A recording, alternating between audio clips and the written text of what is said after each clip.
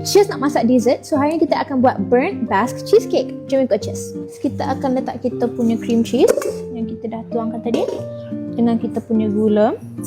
So kita akan guna vanilla pot for a better vanilla flavor. Nampak tak? Okay, so sekarang kita akan mix until it's fully incorporated. Cheers akan letak dia punya vanilla root dalam mixture ni for a bit. Nanti Cheers akan keluarkan just for the extra flavor, you know. After korang dah mix dia punya gula sekali dengan butter tu, kita akan letakkan kita punya telur. So for my pan, you can adjust it according to your recipe. Kita akan masukkan 6 biji telur.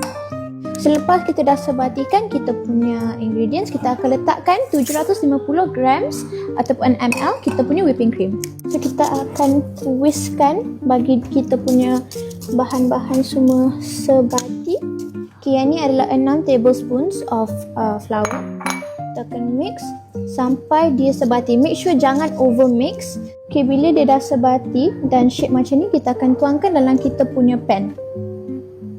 Kita akan masukkan kita punya cheesecake dalam oven selama 30 minit ataupun until you feel like dia dah siap.